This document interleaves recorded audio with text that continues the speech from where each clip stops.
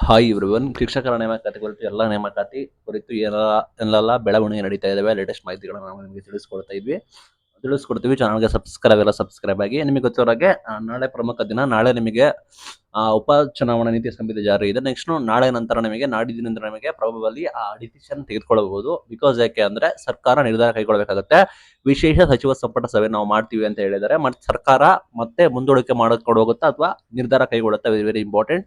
ಈಗ ಇದರ ನಡುವೆ ವಿರೋಧ ಕೂಡ ವ್ಯಕ್ತಪಡಿಸ್ತಾ ಇದ್ದಾರೆ. ಲೈಕ್ ನಿಮಗೆ ಗೊತ್ತಿರೋ ಬಿಜೆಪಿ ಅವರು ಕೂಡ ವಿರೋಧ ವ್ಯಕ್ತಪಡಿಸ್ತಾ ಇದ್ದಾರೆ. ಲೈಕ್ ನಿಮಗೆ ಇರೋದ್ರಲ್ಲಿ ಹಳೆ ಮೀಸಲಾತಿ ಇದ್ರಲ್ಲೇ ನೀಟಾಗಿ ನಮಗೆ ರಿಸರ್ವೇಶನ್ ಕೊಟ್ಬಿಟ್ಟು ನೀವು ನೀಟಾಗಿ ನೇಮಕಾತಿ ಮಾಡಿ ಅಂತ ಹೇಳಿ ಬಿಜೆಪಿ ವಿರೋಧ ಮಾಡ್ತಾ ಇದ್ದಾರೆ. ಪ್ಲಸ್ ಸಿಎಂ ಅವರು ಕೂಡ ಮಾಸ್ಟರ್ ಪ್ಲಾನ್ ಏನೋ ಮಾಡ್ತಾ ಇದ್ದಾರೆ ಅಂತ ಹೇಳಿ ಮಾಹಿತಿ ಬಂದಿತ್ತು. ಅದು ಏನು ಮಾಸ್ಟರ್ ಪ್ಲಾನ್ ಅಂತ ಹೇಳಿ ನಿಮಗೆ ಅನೌನ್ಸ್ಮೆಂಟ್ ಮಾಡ್ತಾ ಗೊತ್ತಾಗುತ್ತೆ.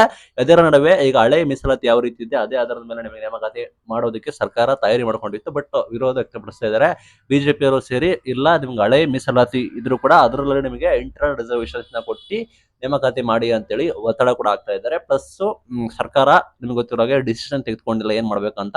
ಬಿಕಾಸ್ ಆಯಾ ಸಮುದಾಯದ ಮಧ್ಯೆ ಜಟಾಪಟಿ ಕೂಡ ಆಗ್ತಾ ಇದೆ. ಯಾವ ನಿರ್ಧಾರ ತೆಗೆದುಕೊಳ್ಬೇಕು ಅನ್ನೋದು. ಫಾರ್ ಎಕ್ಸಾಂಪಲ್ ನಿಮಗೆ ಹೇಳ್ತೀನಿ, ಡಾಕ್ಟರ್ ಜಿ ಪರಮೇಶ್ವರ್ ಅವರು ಇದ್ದಾರೆ, ಸಚಿವರಾದ ರಾಜಣ್ಣ ಅವರು ಇದ್ದಾರೆ, ಮಾನ್ಯ ಆಹಾರ ನಾಗರಿಕ ಸಚಿವರು ಅವರು ಇದ್ದಾರೆ. ಎಲ್ಲರ ಮಧ್ಯೆ ಜಟಾಪಟಿ ಕೂಡ ಆಗಿದೆ. ಆಯಾ ಸಮುದಾಯದವರು ಲೆಫ್ಟ್ ರೈಟ್ ಏನು ಒಳಪಂಗಡದಲ್ಲಿ ಇದೆ ಅವರವರಿಗೆ ಗೊಂದಲ ಕೂಡ ಆಗಿದೆ. ನಮ್ಮ ಸಮುದಾಯಕ್ಕೆ ಮೋಸ ಆಗಿದೆ, ನಮ್ಮ ಸಮುದಾಯಕ್ಕೆ ಕೊಡಬೇಕು ಅಂತ ಈ ನಿಟ್ಟಿನಲ್ಲಿ ಇವರು ನೇಮಕಾತಿಯನ್ನ ಹೋಲ್ಡ್ ಮಾಡ್ತಾ ಹೋಗ್ತಾ ಇದ್ದಾರೆ. ಸರ್ಕಾರಕ್ಕೆ ಯಾಕೋ ಮನಸ್ಸಿಲ್ಲ ಅನ್ಸುತ್ತೆ ಸದ್ಯದ ಮಾಹಿತಿ ಪ್ರಕಾರ. ಈಗ ಲೇಟೆಸ್ಟ್ ಮಾಹಿತಿ ಪ್ರಕಾರ ಚುನಾವಣೆ ಇತ್ತು, ನೀತಿ ಸಂಹಿತೆ ಜಾರಿ ಇರುತ್ತೆ, ಮೇ ಲಾಸ್ಟ್ ಅನ್ಸುತ್ತೆ. ಮೇ ಒಳಗೆ ಮಾಡಿದ್ರೆ ಉತ್ತಮ, ಇಲ್ಲಾಂದ್ರೆ ನೆಕ್ಸ್ಟ್ ಬಹಳ ಕಷ್ಟ ಆಗುತ್ತೆ ಅಂತ ಮಾಹಿತಿ ಹೇಳ್ತಾ ಇದ್ದಾರೆ. ಪ್ರಾಬಬಲಿ 56,000 ಏನು ಹುದ್ದೆಗಳು ಕೂಡ ಇದಾವೆ ಅದನ್ನು ನೇಮಕಾತಿ ಮಾಡಬಹುದು ಅಂತ ಹೇಳಿ ಹೇಳ್ತಾ ಇದ್ದಾರೆ. ಬಟ್ ಮುಂಬರುವ ನೇಮಕಾತಿಗಳು ಕೂಡ ಅದು ಏನ್ ಡೆಸಿಷನ್ ತೆಗೆದುಕೊಳ್ತಾರೆ, ವೆರಿ ವೆರಿ ಇಂಪಾರ್ಟೆಂಟ್.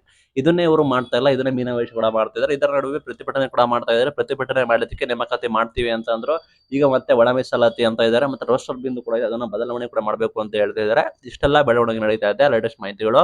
ಅದೇ ಮಟ್ಟಿಗೆ ಎಲ್ಲ ಕೂಡ ನಿಮಗೆ ಗೊತ್ತಿರೋ ಎಲೆಕ್ಷನ್ಸ್ ಇರೋ ಕಾರಣ ಎಲೆಕ್ಷನ್ ಅಲ್ಲಿ ಬಿಸಿ ಇದ್ದಾರೆ. ಲೈಕ್ ಚುನಾವಣಾ ನೀತಿ ಸಂಹಿತೆ ಕೂಡ ಜಾರಿ ಇದೆ, ಎಲೆಕ್ಷನ್ಸ್ ಬಿಸಿ ಇದ್ದಾರೆ. ನಂತರ ದಿನಗಳಲ್ಲಿ ಏನೆಲ್ಲ ಬೆಳವಣಿಗೆ ಆಗ್ತದೆ ಅಂತೇಳಿ ನಾವು ಕಾಯ್ದು ನೋಡ್ಬೇಕಾಗುತ್ತೆ. ಇಷ್ಟು ಈ ದಿನದಲ್ಲಿ ನಡೆದಿದೆ.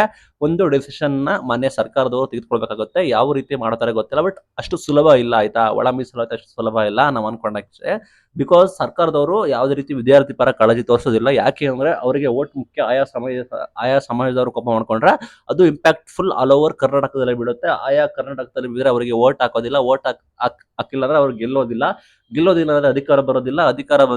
ಬರೋದಿಲ್ಲ ಅಂದ್ರೆ ಅವರು ಏನ್ ಬೇಕಾದ್ರೂ ಮಾಡೋದಕ್ಕೆ ಸಿದ್ಧ ಇರ್ತಾರೆ. ಅಧಿಕಾರ ಬೇಕು ಅಂದ್ರೆ ಅವರು ಏನ್ ಬೇಕಾದ್ರೂ ಮಾಡೋಕೆ ಸಿದ್ಧ ಇರ್ತಾರೆ. ಇದು ನಿಮಗೆ ಅರ್ಥ ಆಯ್ತು ಅನ್ಕೋತೀನಿ. ಒಟ್ಟಾರೆ ಇಲ್ಲಿ ಅನ್ಯಾಯ ಆಯ್ತಿರೋದು ಅಭ್ಯರ್ಥಿಗಳಿಗೆ ಅನ್ಯಾಯ ಆಗ್ತಾ ಇದೆ. ಇದು ಇವತ್ತಿನ ವಿಡಿಯೋ. Thank you.